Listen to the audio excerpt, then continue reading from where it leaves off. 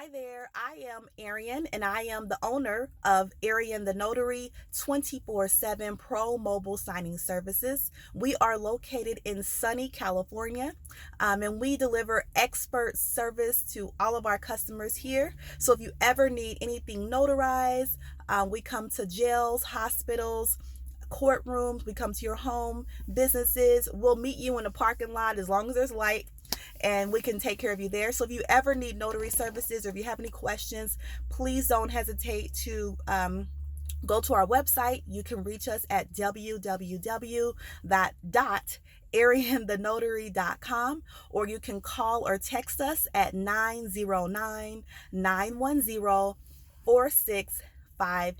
So contact us with any questions that you may have. If you need services, if you have any questions, or if you just need services and you want us to go ahead and set you up an appointment, we've got you. So go ahead and do that now. So this vlog is mainly for me to just, one, share information about the notary life, which a lot of people always have questions about.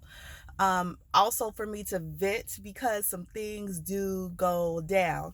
But then also just to use this education and, it is a way for me to just connect with the world, because as a notary, you spend a lot of time by yourself in your car. So this allows me to not be by myself.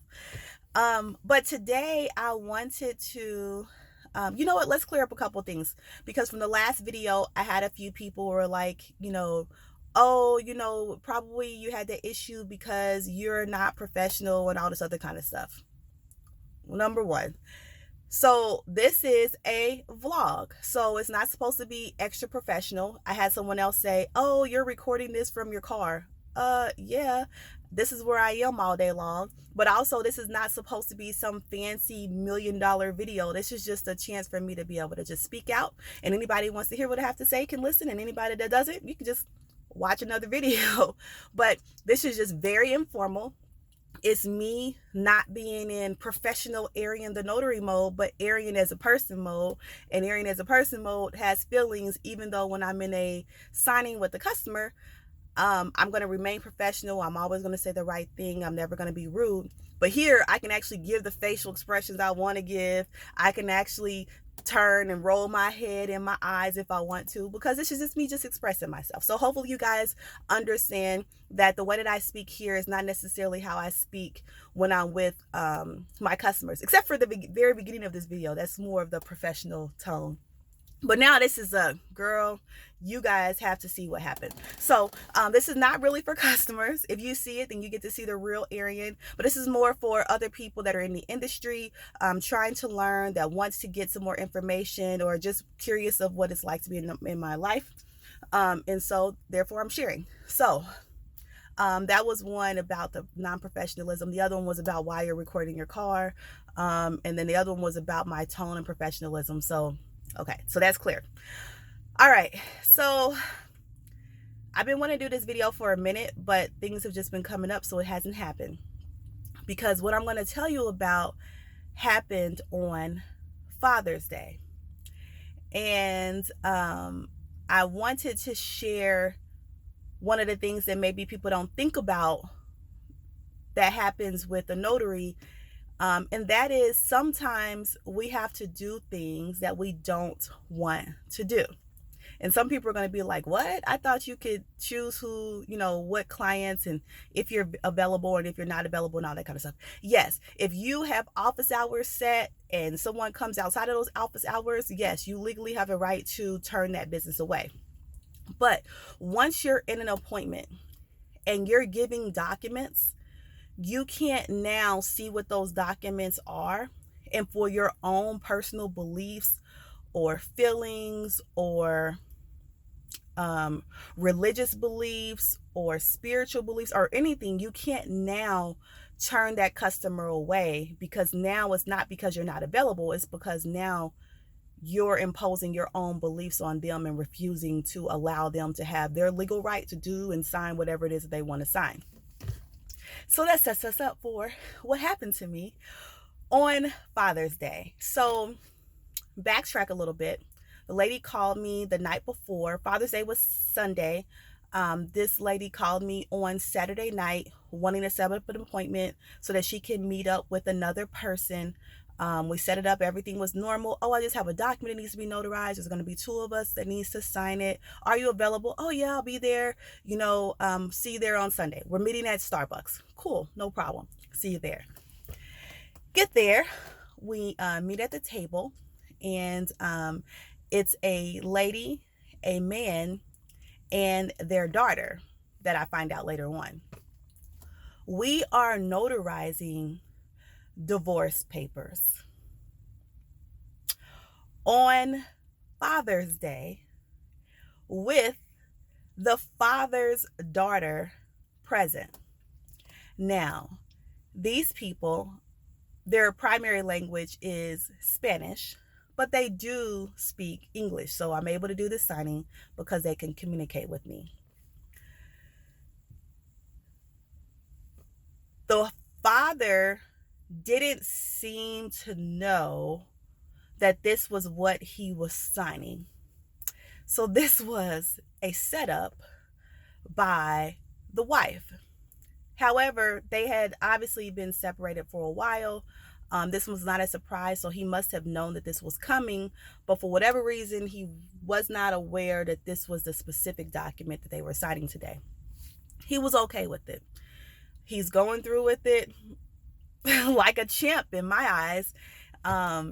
He's reading it just like in regular attorney terms. That's what how the document is written. So he's trying to read over it. Of course, I'm here, so he's not reading it word for word, but he's trying to get an idea. So he's basically just saying, okay, so what is this saying? And okay, so are you taking the house, or am I taking the house, or and do you want, how much is the child support going to be, and who's going to get the vehicle? And I'm just sitting there like, oh my God, what am I doing here? And the daughter's there. She's older, so I guess she's very involved in their relationship, more so than I thought a child should be, but that's neither here nor there.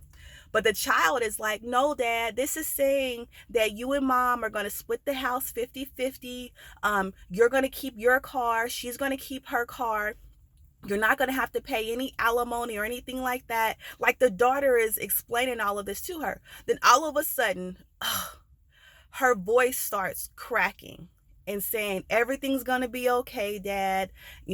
I read through everything. Mom's not trying to pull anything. When she starts cracking, like, I am a contagious crier. I am one of those people that if someone else cries, oh, I'm crying.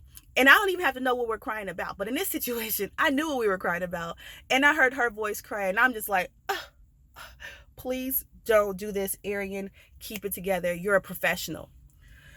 She's cracking. The husband, he starts like tearing up a little bit. And he's just like, okay, it's no problem. Okay. And if you say it's okay, it's fine. And so she said, yeah, you can take your time. You can read it, Dad. It's okay. Look, in this paragraph, it says this, and it says this, and it says this. Fast forward. The wife signs. He signs. They go away. Now I'm here like, who does this? There are literally people in this world that would, I understand relationships go bad. I've had one. Too many. But to have a man sign divorce papers on Father's Day in front of his daughter, come on, ladies.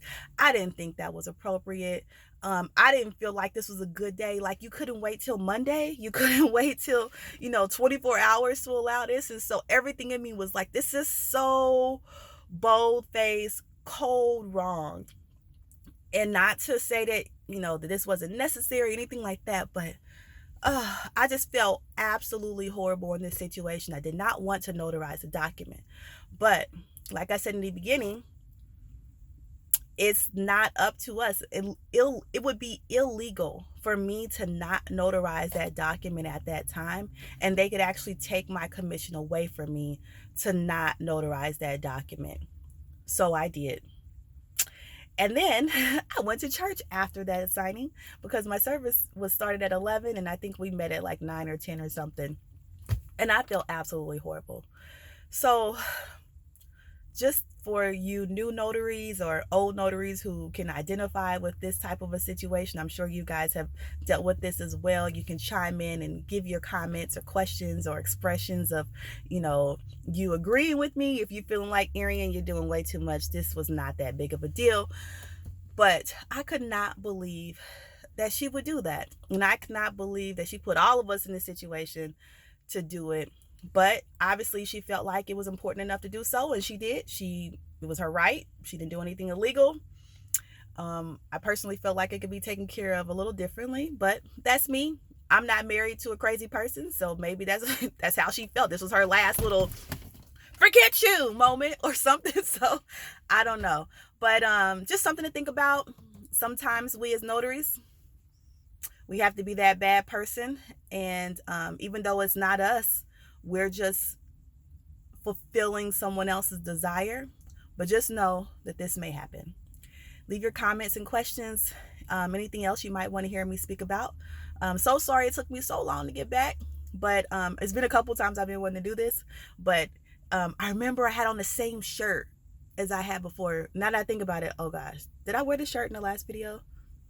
I promise you guys, I don't wear the same thing every single day. But if I did, it's still cute today. But anyway, thank you so much for chiming in. This is Arian the Notary, and just giving you a little spiel on my day and my life, and giving you a little inside scoop on what's going on with the notary. So for those of you that didn't catch the beginning, I am in California, so the things that I speak about are going to be based upon California law. Your laws are probably a little different. They're all pretty similar, but they're a little different. I know one of the major things is that in California, we get $15 per signature, and I've seen in other places that you only get $3 per signature, and I'm like, ooh, I don't know how you do that, but I don't. Maybe we're spoiled out here. I'm not sure I'd be a notary at $3 a signature, but maybe you guys get your money a different way. I know we get our money on top of that with our travel fees, and we are at the liberty to charge whatever travel fee we want. So for me, it actually works out. And then in addition with the $15 per signature. So for those who make $3 a signature, I'd be curious to see how you make that work. Is this a full-time gig for you when it's only $3 per signature, or do you just kind of do this on the side, or do you charge like a flat rate up front and then the signatures are free? I'm just curious of that. So anyway, right below, I'd love to hear back from you. Let me know your thoughts and concerns, and I will catch you in the next video. Thanks.